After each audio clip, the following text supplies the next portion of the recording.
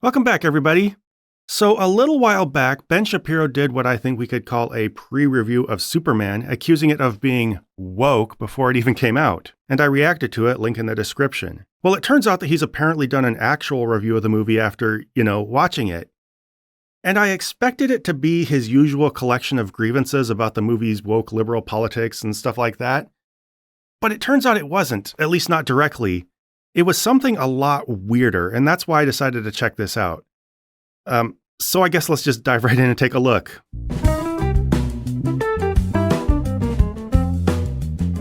So there are a lot of things that can be said about Ben Shapiro's review of Superman, most of them not flattering. You might not be surprised. A big part of it is that he just doesn't seem to know anything about Superman. And I don't really want to dive into that. That's not what I want to make this about, and I don't know a ton about that. If you want to see just how stupidly incorrect he is about almost everything in his review, just check out this review by NerdSync, who hilariously roasts Ben for the fact that he's clearly never read Superman comics and barely paid attention to the movie. But what I personally find even more interesting is Ben's approach to this whole thing. It's tepid and weirdly passive-aggressive, which just isn't Ben Shapiro. He's usually very direct about his opinion and telling you why he's right and you're wrong. He just lays it right out there, gets right to the point. But not this time. So when I see how he approaches this review, it seems a little bit like he dug himself into kind of a hole going into it. He condemned Superman as out-of-touch leftist propaganda and run this preemptive go woke and go broke victory lap around it before it had even come out. The problem is when it did come out, he'd found that he had set himself against a movie that was really popular. I mean, there was definitely division among hardcore fans. You had the Snyder Bros on one side, and then on the other side, the people who wanted to bring back the more positive Christopher Reeve energy to Superman. So I'm not saying that everybody loved it, but among the general population, it seemed popular, and most people, even worse for Ben, I think seemed to sympathize with a lot of its messaging. And I think that's why Ben brings a lot of weird energy into this review. It seems like he knows trashing it as woke propaganda will put him at odds with basically everybody, but of course he also doesn't want to, admit he's wrong and start praising something he'd said was woke. So what does he do? Well, anything I say is going to be reading between the lines here. I know I'm speculating. But it seems pretty clear that his reaction is to try to steer this middle course by being evasive about the movie and its messaging. He starts by trying to sidestep the fact that the movie was popular. I went with my wife. My wife and I always have an interesting time watching movies together because when I go, I'm very analytical about what I think of the movie. My wife sort of gets an overall gestalt and it's mostly like, that was fun. And so my wife's review was, that was fun. And I think most people who come away from the movie will probably do the that was fun thing. And that seems to be what the people are saying. Basically, he just tries to dismiss the movie's popularity as inconsequential. See, Ben wasn't wrong. The public didn't accept woke garbage he'd assumed it would reject. They just showed up and enjoyed the pretty colors and the action scenes without understanding or caring about anything of substance. I mean, weird that he would use his wife as an airhead stand-in for the unwashed masses, but whatever. I mean, no wonder he, by his own admission, can never get her. But I think the overall tactic is clear. If Superman's popularity is superficial, then there's really nothing for Ben to confront. Now, after this, he spends like a minute or so patting the public on the head for liking its fun little kids movie before making his second dodgy move, which is pretending that he actually doesn't even care about the movie. And then there is the analysis. So, my overall review of Superman. Superman is super meh. It's meh. So yeah, he found the movie meh. Sure, Ben, you don't care about this movie at all, have no strong opinions about it, which is why you're spending 20 minutes talking about it and had previously made a whole video complaining about how woke it was going to be. Now sure, he does seem to play the anticlimax of this answer for laughs or maybe at least light chuckles, but it's still a weird reaction. And to me anyway, it reads as Ben trying to pretend that this whole thing is just so far beneath him that he doesn't even care. The public's reaction to Superman? They just thought it was fun with no further thought, so Ben doesn't have to be bothered by it. The movie itself? It was just meh, so again, unbothered. There's nothing for him to set himself in opposition to if it's all just frivolous. But where this gets really obvious and funny is when it comes to the movie's politics. Because, and you might not know this, Ben's whole thing is acting like left-leaning propaganda is constantly being smuggled into entertainment and that that's a danger to society. So shrugging and saying, whatever, it was meh, in response to a leftist Hollywood blockbuster is a totally implausible reaction based on everything about his public persona. Just a total dereliction of his duty as a right-wing shit-stirrer. So what does he do? Well, check this out. Okay, so all the people who are getting super exercised over the politics, and we'll get to the politics a little bit later on. I think that they are overestimating how much politics is in this. I think they're deliberately misinterpreting some of the politics that are in there. This is not a movie about illegal immigration. It's not a movie about ICE, Russia, Ukraine, Israel, the Palestinians. There may be references there if you have politics on the brain. But other than that, I really don't think that there's that much of this there. That is not my overall problem with the movie. Yep. He just pretends the movie's not political. And setting aside questions of whether it actually is political, this is way out of character for him. Like, seriously, he's always making a thing out of movies like this. It's his entire routine, right? I mean, the dumb motherfucker even made a video of himself burning Barbie dolls. And he had every intention of doing the same thing here. Make no mistake. He'd prepped his audience to be outraged over Superman before it even came out. And once it did, he was fully aware that there were avenues for him to continue stoking the outrage. I mean, he even lists some of them. Immigration, ICE, Palestine, Russia, Ukraine. So he knows people notice these things, which means that in this case, he doesn't even have to fish for his angle. The rage bait was served to him on a silver platter, yet his reaction is, what, leftist propaganda? I don't see any here. Don't know what you guys are talking about. He even says that people who did notice must have politics on the brain, as if approaching everything with politics on the brain isn't basically his personality. So why is it not now? Why does he go from fishing for every political grievance he can possibly stir up to making fun of people for doing the same thing? Hard to be 100% sure, but it seems kind of like he sniffed out the popularity of this movie and just decided to play dead. But how does he explain this? That's the actual curiosity, right? How can Ben Shapiro, of all people, possibly justify calling this movie non-political, especially when he's in such a hurry to pick fights over everything else politically? He has an explanation, and it's laughably absurd, but it comes up later in his video, so we're going to circle around to it. So stick around to the end if you want to see the good stuff, because it is going to blow your mind. That's a YouTube thing to do, right? Before getting into that, though, he first runs us through his obligatory explanation of why he finds the movie meh. I'm going to skim over a lot of it because it's really half-baked, just kind of shooting from the hip. And honestly, I'm not that interested in how Ben Shapiro reviews movies. I just find it fascinating that you can tell this movie really grinds his gears and he doesn't want to admit it. So he instead just kind of lazily flounders around explaining how, the movie is stupid and I don't care, but also here are the reasons it's stupid and a betrayal of Superman and it ruins Superman and I don't care, but it just messes up Superman and I don't care, by golly. He starts by setting his expectations for a Superman movie. Yay. My overall problem with the movie is that you are taking the most iconic American IP of all time, Superman, which is to be treated with a certain level of respect. That doesn't mean it has to be grand mythology the way that Zack Snyder wants to do. Like, my standard for Superman is not Man of Steel. My standard for Superman movies is 1978 Richard Donner, the best version of Superman. It just is. And what I love about these expectations is just how basic they make him sound. Superman needs to be treated with respect. Respect, goddammit! Which is kind of a weird sounding expectation on its face. At least a little dramatic, right? Like, don't disrespect the property, but Superman has historically been so all over the place in terms of tone, content, and even reverence for its own material that you have to be pretty well versed in the property to even know how to respect it, or maybe what respect for it looks like. So what I love is that Ben just immediately tells on himself by saying that his standard for Superman is the 1978 Richard Donner film. Basically code for, I'm so unfamiliar with Superman that I judge everything by the one movie that I loved and watched in my childhood. This is pretty silly, obviously, but what I love is that it's not just one, shallow approach to Superman. It's also just the most deeply Ben Shapiro approach to anything, and I just kind of love what it reveals about him. He seems to develop a knee-jerk first impression of what something is, and then spend the rest of his life rabidly invested in the belief that that's how it should always be. Take, for example, his whole idea of American history and what respect for America should look like. Not only is it highly rigid, but it's based on stylized depictions of a mid-20th century America that never existed. So everything else for the rest of time needs to look like that one abstract, highly fictional idea, or else it's disrespectful. And I just adore the fact that he does this same thing with Superman, and especially that he implies this very connection by calling it an American IP. The most iconic American IP of all time. The guy can't even stop being political when he supposedly wants to stop being political. It's almost as if what's that phrase? You have politics on the brain. Oh yeah, that's right. Anyway, after talking in general terms about how bad Gunn is for this franchise, he offers this criticism. It's all kind of a mess. It's an overstuffed movie in every way. It's visually overstuffed. In terms of plot, the plot holes are big enough to drive a truck through them. There are character problems. And all of it is just kind of wrapped around this gauzy, fast-paced, jokey tone that doesn't mesh with Superman as central part of Americana. Now, some of this is reasonable if obvious criticism, which is where a lot of Ben's criticisms lie. And I don't want to spend a lot of this video hashing out questions of whether this movie was too busy or whatever. What I find interesting is that he doesn't just say this is just a matter of his personal preference or even objective filmmaking.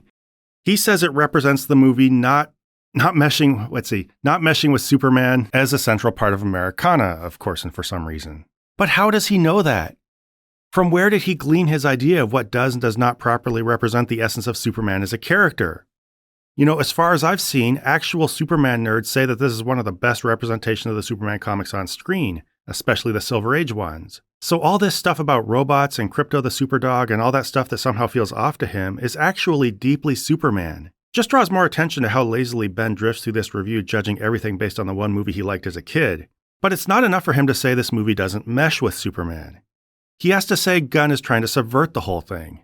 James Gunn's sensibility is always to be subversive. That is what he does. He does subversive in Guardians of the Galaxy, right? He takes a comic book movie and he turns it into sort of a potty-mouthed sitcom. And he does the same thing with Suicide Squad. He takes that same sensibility and now he's doing that with Superman. So this isn't about Superman, but I'm leaving it in here because it's a great example of Ben, one, complaining about James Gunn in ways not related to the movie. I saw Chewbacca on the cover of People magazine. I was like, oh my God. I think he was pooping his brains out for the next 36 hours. You're always going to make mistakes, but that's how it is. James Gunn doesn't care about characters.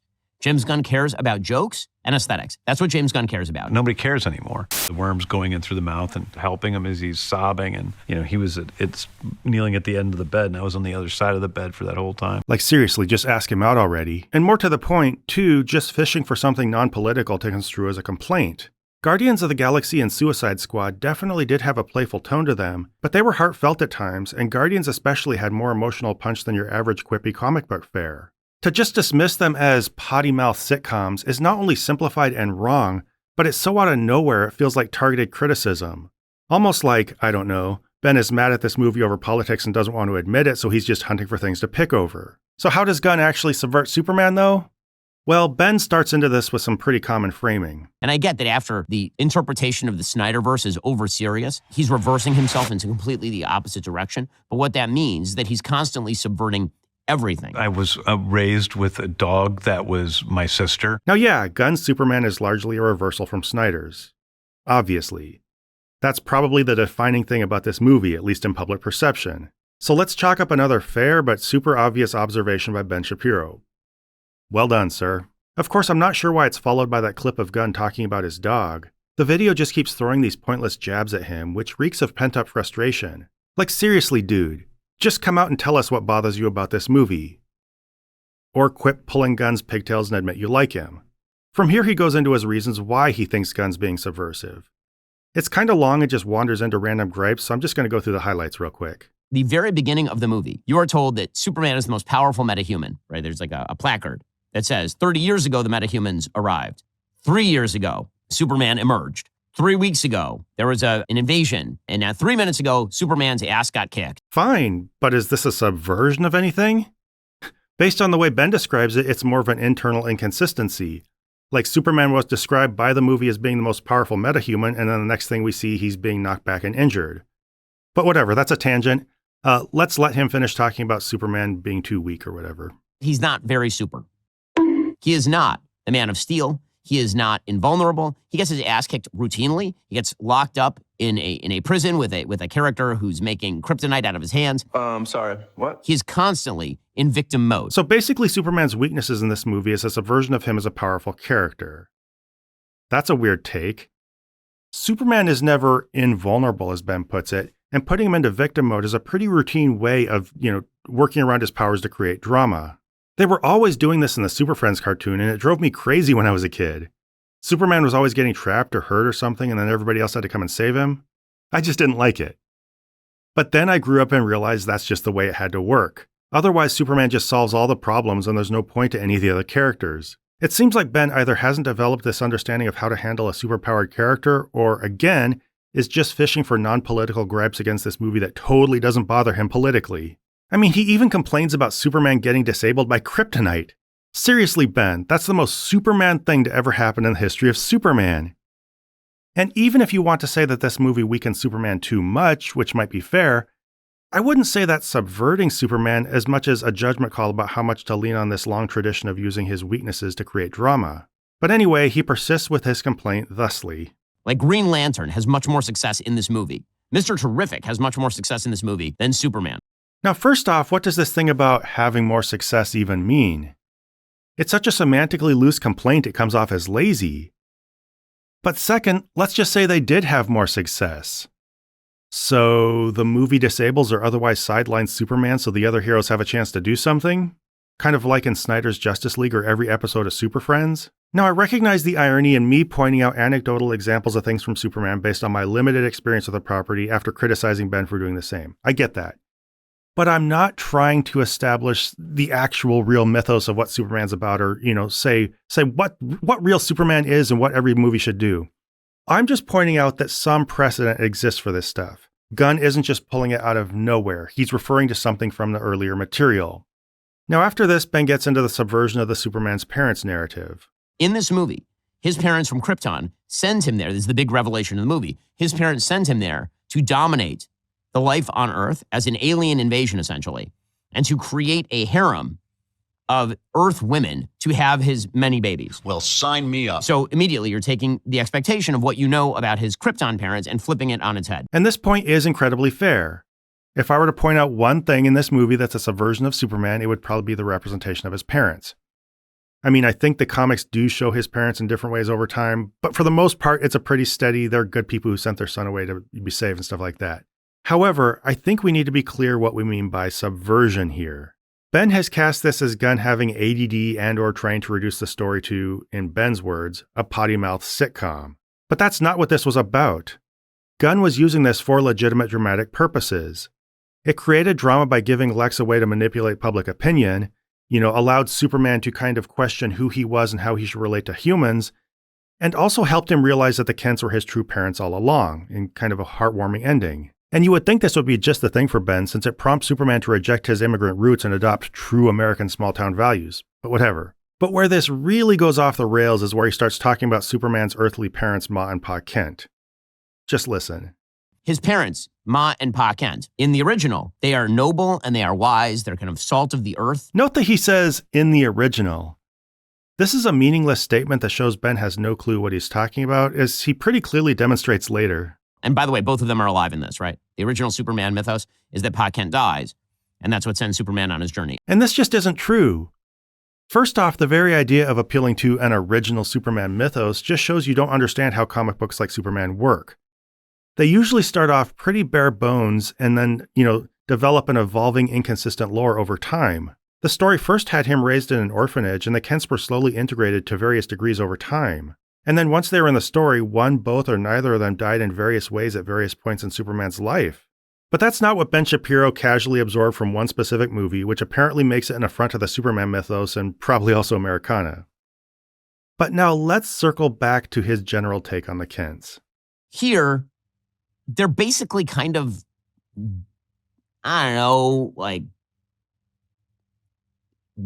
down home types who don't seem to, they live in a kind of a crappy house. They're the kind of people who call the TV the box.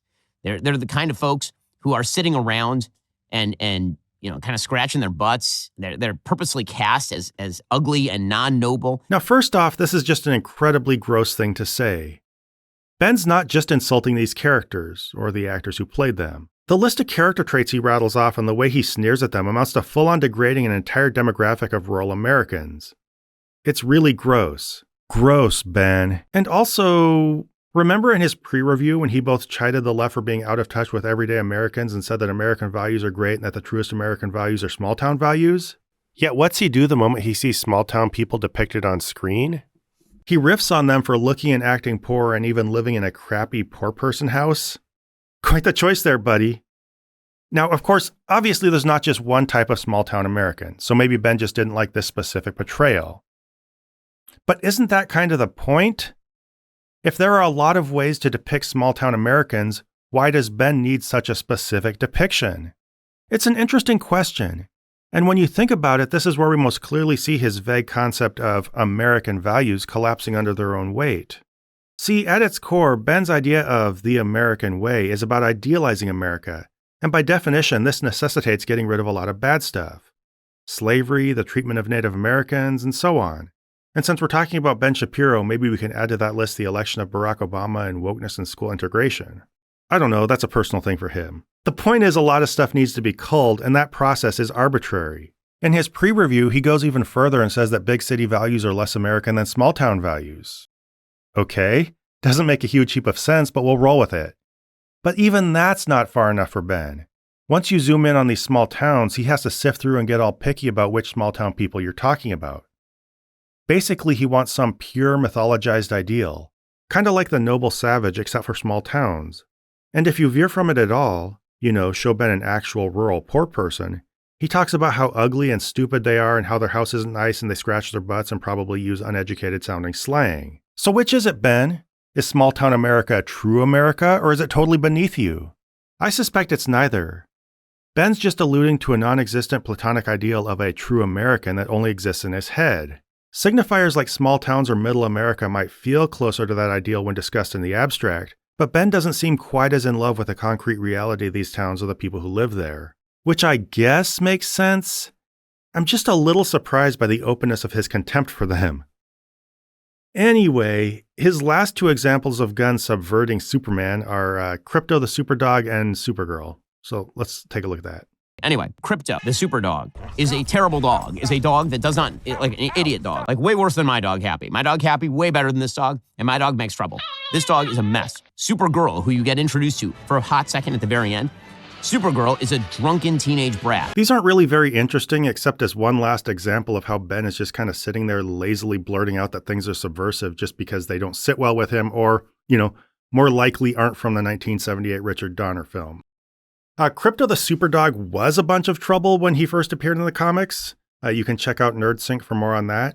So while his personality varies, this movie's depiction of him isn't out of line, especially for somebody who's so concerned for the original Superman mythos. Similarly, at least from what I've been able to find, Supergirl also has no single personality type across the comics. I mean, I'll be honest, I'm not super familiar with either of these characters, but it doesn't take much research to reveal that Supergirl is just kind of all over the place as a character. And in a lot of storylines, she's shown dealing unconstructively with trauma, so that might be what this movie was alluding to. I mean, yeah, her appearance at the end did strike me as kind of a goofy throwaway teaser for another movie. But Ben's criticisms, even if there's something to them sometimes, they just seem lazy and searching for reasons to be critical. Especially when he comes to this conclusion. Right, like anything that you think you know about the Superman universe, James Gunn is determined to debunk in the first half hour of the film. I think that it's a betrayal of the original IP and mildly upsetting. Not like hugely upsetting, but mildly upsetting. Not hugely upsetting, just mildly upsetting. Remember, Ben doesn't care much about this movie and definitely doesn't think it's political. But seriously, Ben's coming on really strong when he says that Gunn is determined to debunk everything you know about Superman. Superman is a hugely varied character, and even though, like Ben, I'm not super familiar with the comics, the more I hear from people who are actual big Superman nerds, the more it sounds like Gunn is actually alluding to little strands from the comics. He's not pulling things out of nowhere. He's not trying to debunk the character. It sounds like, as far as I can tell, he's actually delving into comic material that people like Ben or me just don't know that much about. I guess Ben and I just have different reactions to things we're not immediately familiar with. Maybe approach things we don't know about with a little more humility. I do think there's something unintentionally insightful about Ben saying that Gunn is determined to debunk everything you think you know about Superman, because Ben sure does seem to think he knows a lot of things about it, and Gunn, I guess, appears to be debunking that. Just, you get what I'm doing here. You get the little bit I'm doing. This is indicative of the overall laziness of his thinking. Like I'd said before, whether it's movies, politics, or society, he has this very specific idea of how things should be, and everything that doesn't align with that idea is like debunking or subverting or corrupting it. That's just his approach to everything. But I'd say his peak old man shouting at clouds because everything isn't 1978 Richard Donner Superman comes a little later when he talks about the musical score. The music, again, John Williams is still alive. Just hire him to do your Superman movie, you stupid. Just stop it. Get some help. Yeah, he's alive, but he's 93 years old, you dumb f***. He's mostly retired from composing film scores, and while he said that he might come out for, just the right project, he might come back and do it, this isn't as simple as them just not hiring him because they're stupid. Seriously, Ben, are you just this determined to be wrong about literally everything? I get very exercised. This is the only thing that really exercises me about this. John Williams, his original Superman score is one of the great scores in all of movie history. It is a phenomenal score, beginning to end. It may be John Williams' best score. I love that score so much. It is a great, great score. It is magic. I agree. The original is awesome. But that doesn't mean I'm going to shit my pants like Ben every time I hear something different. Just watch. And what do? They take the original theme and they play a few notes from it because it's so iconic, and then they underscore it with nothing, with like a pedal tone. It sucks. The music is awful. The score is terrible. Just play the original score. The original score is good. The original score is magic. You feel the magic when Superman flies in the original score. Like, what are you doing? And what even is this reaction? I mean, I myself love the original, probably even more than the new one when taken side by side. It was awesome, but I still think the new one was the right score for this movie. It kind of felt like this yearning callback to the old one. Like, I don't know, it indicated that this movie remembers old Superman. It wants to draw from it some while being its own thing. It's almost like it recognizes what the Zack Snyder movies were, what that kind of Superman was, and we're going to bring back the hope and optimism of Superman as we remember him from when we were younger. That's a little bit what it feels like. Using the exact old score, good as it was, would have just felt like retreading old ground without giving this movie its old identity. Kind of like the musical equivalent of trying to CGI Christopher Reeve into the movie instead of using a new actor. In short, I think it was the better choice for this movie, even if it wasn't necessarily the better of the two scores. Now, of course, I'm not here to argue to that exact conclusion. My point isn't to debate film scores with people. If some people like the old one so much more they think it should have been in this movie, fine. If you just flatly dislike the new film score, that's okay too. My point is just that there is a logic to using it. It made sense. There's more to this conversation than, John Williams is still alive and we should have used his movie no matter what. We should have just reproduced the exact music from the 1970 Superman movie, 1978 Superman movie going into the 80s, I guess. And that if you don't do that, you're just stupid. Use John Williams' score, full stop. Everything else is just terrible. I think it's the clearest distillation of his everything needs to be exactly like I remember it from his childhood, and it's just really embarrassing. Now, his take on the characters is less of an obvious shitting the bed in front of everybody move and more of an obvious casual critique move, but it still comes off as pretty surface level and just looking for another excuse to gripe. That is my critique of James Gunn. He is not the right person for this film because James Gunn is not capable of he's not capable of delving into a single character and examining his motivations and what's interesting about that character. He can't do it with Superman. He can't do it with Lois. He can't do it with Lex. Instead, he decides he's just going to toss everything into the stew. And so you end up with this sort of ADHD film where a bunch of things are going on at the same time, but you never get a good, interesting perspective on anybody who's in the film. Okay, that's fair. But there are a couple things that need to be said to contextualize this.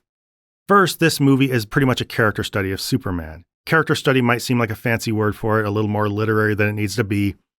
But really, this movie is about who Superman is as a character, how he interacts with the world around him, his whole ethic of trying to save people and stuff like that. It's mostly exploring him, and most other characters are there to feed into them. They're a little bit peripheral, and they're mostly there for Superman to react to and just to reveal things more about him than about them as their own unique characters. I might not be 100% right about that, and I don't want to get too deep into it, but I think you have some idea what I'm saying. And second, I think this is at worst on par with most comic book movies. It's not the crime against characterization that Ben suggests it is. That said, this movie is kind of busy, and with all the characters coming and going, I can see how it comes off as a bit much. So I understand this criticism. Ben just has this same lazy, looking for an excuse to say something critical way about him. I don't know. Some of it's a judgment call. However, there are a couple points where his pettiness just really starts to show. First is when he says this about the Justice Gang. So Green Lantern is there, and he's kind of just a schmuck, and he's there as comic relief. And then you have Mr. Terrific, who's the actual hero of the film, who you learn nothing about other than he's just kind of a noble do-gooder fellow. And you have all these superheroes who are wandering around. You never get any information about them that makes them interesting or sympathetic or even particularly cool. So I just love this last line. Ben wants more information about these characters. Now, this seems like a reasonable thing, even a good thing, at least at a glance. But it's kind of a weird thing to ask for, considering that these are side characters in what is admittedly kind of a busy movie. We don't need a lot of information about these characters. I dare say we might not want a lot of information about these characters. It might get things a little too cluttered and the movie might lose focus. So it seems like James Gunn did the Screenwriter 101 move and just showed us who these characters were personality-wise in broad strokes through their actions. He made them kind of basic stereotypes, I guess, in a way. We don't need to go in depth. We just need to see basically what they're like for the dramatic purposes of this movie, which again is focused on Superman. And I think Gunn does this fairly well. Sure, Green Lantern is funny, but I understand he's a fair representation of the Guy Gardner character, and traits like his arrogant self-assuredness and Mr. Terrific stoicism contrast well with Superman and parsimoniously make the world feel populated by existing superheroes. As one panel of Superman nerds pointed out, and I'm sorry I don't remember where the video is and can't provide a link for it or anything, but it was pretty interesting. This was a pretty effective way of introducing a future Justice League without making the movie too cluttered. Basically, you start with a pre-Justice League organization called the Justice Gang. You have these characters who aren't as well known, and so the framework for a Justice League is in place, and you can kind of start to gradually introduce more well-known characters into it. I think it's a pretty interesting observation. The thing is, these characters do serve a purpose and have personalities in an effective, if kind of broad strokes, comic book way, so reducing them to comic relief and a noble do-gooder is pretty reductive. I don't know if Ben is really this obtuse or whether he just has politics on the brain. Probably a combination of both. But the most baffling thing is when Ben says that Mr. Terrific is the actual hero of the film. This fundamentally misunderstands what the hero of a story is supposed to be to an extent that just comes off as childish. Like the hero's the one that's strongest and best and does the most stuff. Come on, Ben, that's silly. It's not how things work. The word hero as in hero of the story is probably more synonymous with protagonist. I mean, I know when you use the word hero, you're probably implying the character is going to be exceptional in some way, but often they will be surrounded by more exceptional people or more experienced people who are going to either contextualize them, give them room to grow, or maybe serve as mentors. I mean, would Ben say that Luke Skywalker is not the hero of the first Star Wars movie because Obi-Wan and Han Solo were more capable? That they had more success, as Ben so weirdly put it earlier? No. He would probably understand that they were there to contextualize Luke's coming-of-age story. Now, you could say that Luke had more success and that he was the one who ultimately destroyed the Death Star, so that made him the hero of the story. And to that, I would say that in the end of this movie, Superman was the one who defeated Ultron. I meant to say Ultraman, but you probably know that. So, the more you look, the more similarities you find.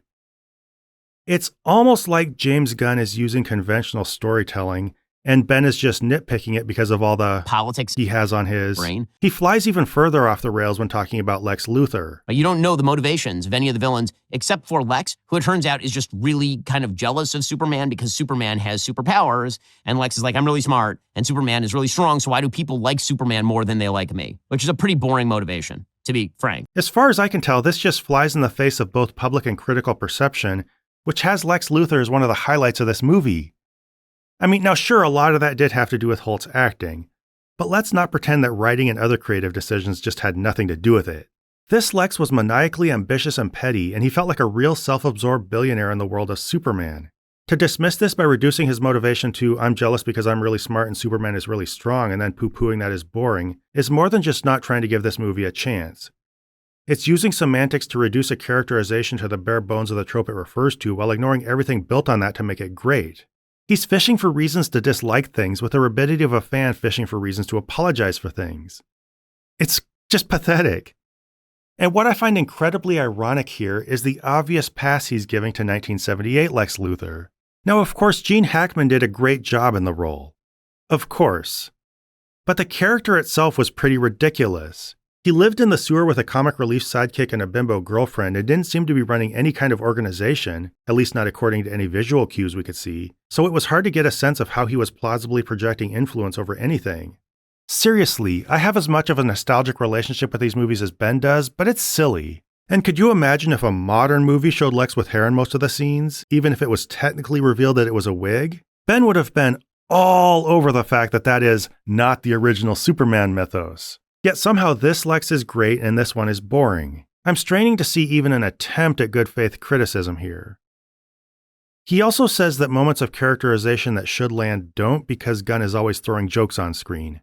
Even the moments that are supposed to hit don't hit because there's so much going on in the background because James Gunn cannot control his ADHD. He just cannot. There's a scene where Clark and Lois, they've had a fight and now they're back together and they're having a talk. And it's supposed to be this very intimate talk where they're speaking with each other. And literally outside the window, Green Lantern and Mr. Terrific and Hawk Girl are fighting a gigantic sort of eye monster that looks like it's from Suicide Squad. It's extremely distracting because he's James Gunn and everything has to be some sort of dumb joke. But it's not a dumb joke.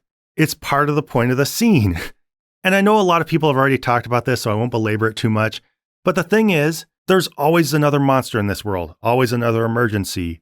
And so if Superman is to have a moment of peace, if he's to sit here and have one of these conversations with Lois like he's having in this scene, then he's going to have to ignore a problem every now and then and let other people handle it. That's the whole point. Maybe it looks kind of funny, but to reduce it to just James Gunn being silly and throwing nonsense in the background, it comes off as really uncharitable. Now, maybe I can't expect everybody to understand this subtext. I think most people get it on some level. But if you're going to do a serious review of this movie, I think it's something you should pick up on. You should at least see it more than just Gunn puking nonsense onto the background. After this, he spends some time nitpicking the plot, and I really don't want to get into it that much. I'm not interested. It's kind of long and boring. And remember, I'm not here to line by line dispute his review of this movie. I just want to highlight a couple things that show how totally unserious he's being. For one, he thinks it's a plot hole that Lex uses the invasion of Jaranpur as a pretext for arresting Superman, yet It turns out that what he really wants is to annex half of this separate country. He's going to split it with this other dictator. One major plot hole. Lex Luthor is obviously the smartest person in the film. So smart, he can create his own universes. Is a major plot point. And he is concerned about a relatively small piece of land occupied by third worlders. This is his big plan. And how is this a plot hole? Is Ben really trying to make the point that creating one of these weird pocket universes is a substitute for owning actual land on Earth? That no billionaire would want to own half a country just because it's a small country? Luthor's always been obsessed with land. It's kind of his thing. And in fact, the President of the United States in real life suggested ethnically cleansing a tiny piece of impoverished land for economic development. So there's clearly plausible motivation here, even if it's a plot hole that he wants to own a country because it's a small country weren't just stupid on its face. Then there's this famous one. And later it turns out that he said, oh, no, I started that war just so that I could get people to turn against Superman. Okay, well, he does that halfway through the film. And then he jails him, and then he leaves him alive and explains this secondary plan that apparently was his primary plan, sort of. But he doesn't kill Superman at the time for a reason that remains undisclosed. And as people have already said 1,000 times, this isn't even undisclosed because Lex literally says that he's keeping Superman alive because the government wants to ask him more questions.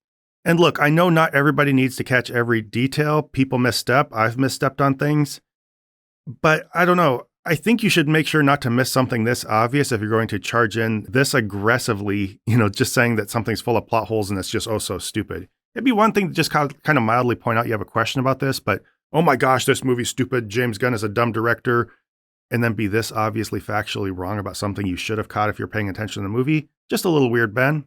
And this gets to the point I can't even tell what Ben wants out of this movie. You have multiple scenes of giant heavy objects falling on Superman and Superman stopping the giant heavy objects from falling to save an individual. Again, another plot hole. You'll have giant building. The entire building will fall and he will stop the building from falling to save one person or a chipmunk who is in the way. But it's an entire building full of people. So presumably all those people are dead. Now, number one, this is not a plot hole by any measure. At worst, you could say it's poor judgment by Superman or just his inability to save everybody. But even then, this movie made it clear that the city is being evacuated. She was one of the last ones out, and so this is just a bunch of nothing anyway. But let's ignore all that and just acknowledge that Superman stopping a falling thing to save a single person is about one of the most Superman things Superman could ever do, so, I don't know, kind of strange. Could you nitpick the logic of this? Sure. Is it possible that while a super fast, super strong character like Superman is saving one other person, 100 other people out there are dying somewhere else, maybe even thousands, and that the best thing he could do with his time is just rush around saving them all, in the blink of an eye. If he were really doing his duty as Superman, he would have to be doing that all the time. And so stopping to have this human moment where he saves one person and focuses just on them doesn't make a lot of sense. But that's just the nature of Superman as a character. We just enjoy storylines and scenes where we see him rescuing people on a personal level. His persona is partly defined by that aesthetic, just seeing him show care to an individual. So when Gunn includes these scenes, he's showing us Superman at his most traditional. Yet Ben criticizes him for it. At this point, I have to ask Ben, What can James Gunn possibly do to make you happy? When you don't think he's being traditional enough, you criticize him for being subversive. When he's as traditional as he can possibly be, you actually the very concept of Superman and then blame James Gunn as if he invented it. That's the core thing I'm seeing in all of this. That's where this goes beyond a difference of opinion over movies. Ben just seems determined not to let James Gunn win. Probably, as I've said before, because he's upset about something he doesn't want to admit he's upset about and he's just nitpicking the movie. So with that in mind, let's look at how hard he goes on Gunn in his conclusion about plot. James Gunn doesn't care about plot. James Gunn doesn't care about characters. James Gunn cares about jokes and aesthetics. That's what James Gunn cares about. Nobody cares anymore. Now listen to that.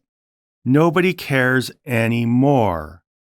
As if people used to just totally care about plot back in 1978 and now they just don't give a diddly poo about it. But Ben, do you remember anything about the plot of the 1978 movie? Remember how Lex Luthor's plot was to buy a bunch of worthless desert, shoot missiles at the San Andreas Fault, and then get rich from all the oceanfront property, as if putting ocean up against that desert would make it valuable? As if he could just predictably cash in amidst the environmental and economic chaos caused by destroying the West Coast? As if people wouldn't be able to trace this back to him, especially considering the fact that he's just sitting here conspicuously holding land that he bought in the middle of the desert that's now coastline? Or remember how he got access to missiles by pulling all the guards away using silly distractions? None of it gets you worked up over not caring about plot? Nor does the fact that this movie did literally the worst thing in film history by having Superman reverse time by spinning the world backward? No? Plot problems just enter the world in 2025 because James Gunn only cares about jokes and nobody cares about plot anymore? Cool. And speaking of jokes at the expense of characters, you didn't notice any of that in the 1978 movie? Or that Christopher Reeve's Superman took far more time getting a cat out of a tree than Corn Sweat Superman spent rescuing a squirrel? Now look, I'm not dragging on the 1978 movie. I love it. I'm just pointing out that Ben's doing what he always does, which is look at the past through rose-colored glasses while acting like everything that happens today is a complete disaster. Okay, so then we get to the politics. Okay, then we get to the actual politics. See? And this is where, as I said earlier, Ben tries to explain why this movie isn't political. It's truly bizarre. So I know, this is what people are waiting for. They're waiting for my political rip on this film. So we've been told this is a movie about illegal immigration. Not really. Honestly, like you have to look to find that. There's one line where Clark is saying, aren't you going to read me my rights? James Gunn's politics is so ham-handed, like truly ham-handed, that it doesn't even read as political, it just reads as stupid. Now, I definitely wouldn't say this movie is about illegal immigration, as if it's some kind of singular allegory just meant to tackle that issue. However, it does touch on it, and I would say it is political.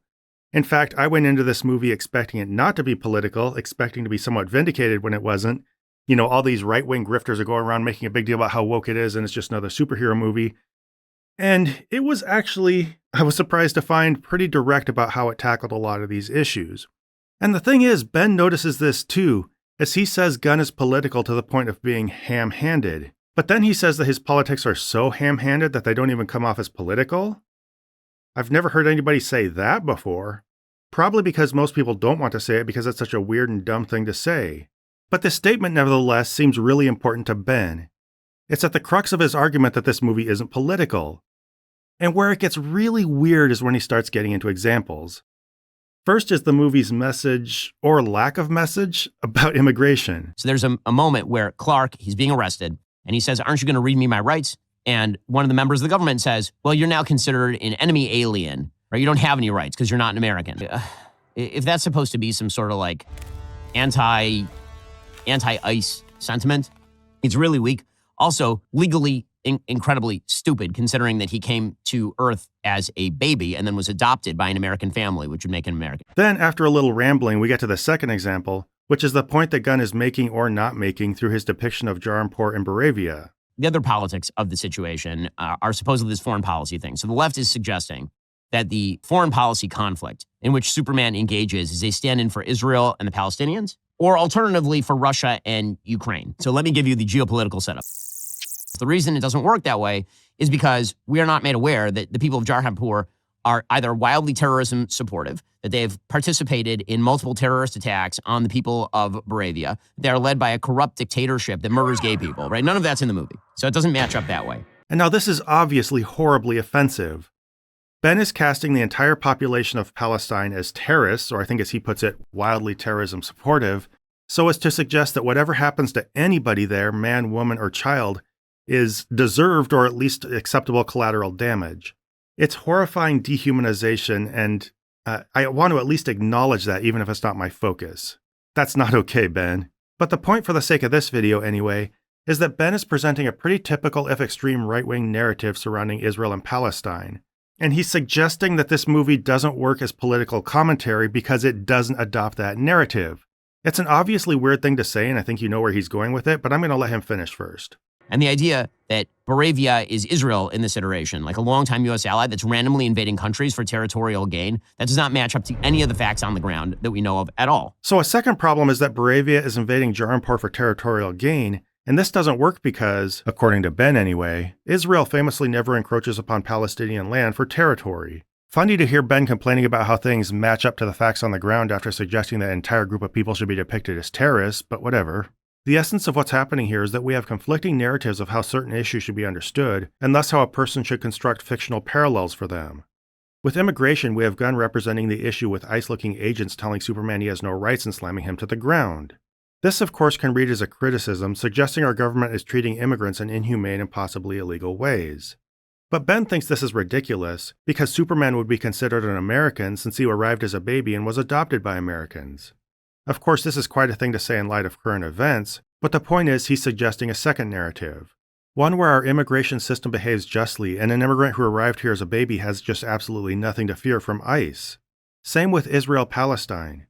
Gunn's depiction of Moravia and Jaranpur can clearly read as Israel invading Gaza, and the narrative that drives this focus is that of an overpowering conventional military being used to terrorize a weaker group of people. Ben criticizes this as well, because to him, I guess, a realistic fictional representation of that issue would show us that the smaller country deserved it because everybody there was a terrorist. Now, I know the way I'm presenting this is all pretty simplified. There is more nuance here, even though I'm not going to both sides this, and if you know me, you know I lean to the left on this issue. But I'm not really trying to delve to the bottom of that. I'm just trying to show us what Ben is doing here, pointing out how a current social or political issue is being depicted on screen and arguing that it's being represented incorrectly, giving his alternative view. This is precisely what Ben does all the time, right?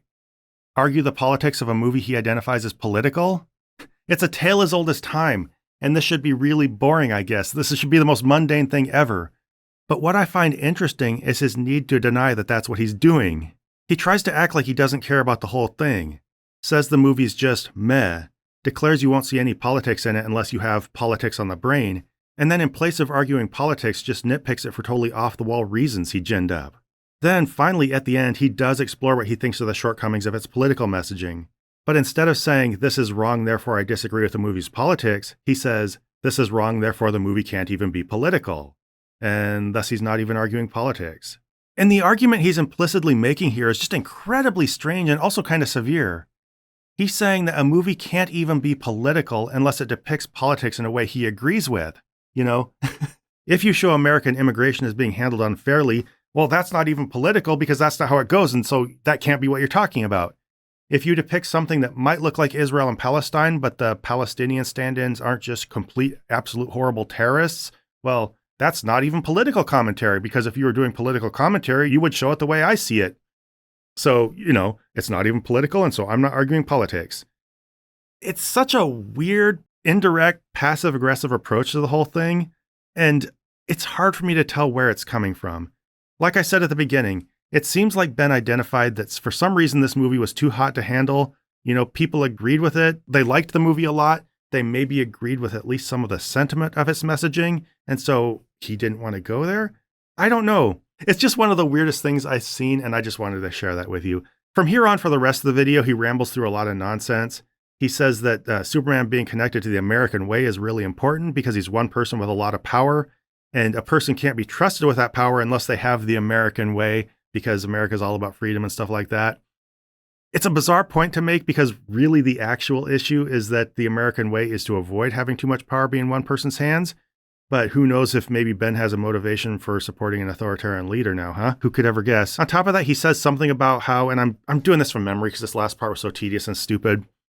He thinks it's weird that Gunn would have Superman being opposed to killing people or trying to save lives and stuff like that, because according to the left, there's nothing really right or wrong. So how's it right or wrong to do this? So it's just really strange and bizarre and boring and tedious. I hope you enjoyed this journey To me, I found this review fascinating just in how weird it is, how indirect it was.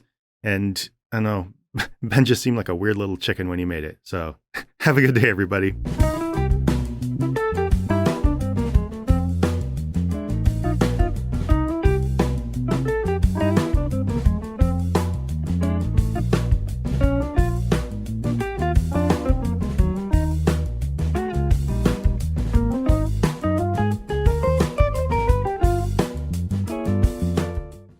And what even is this? God damn it.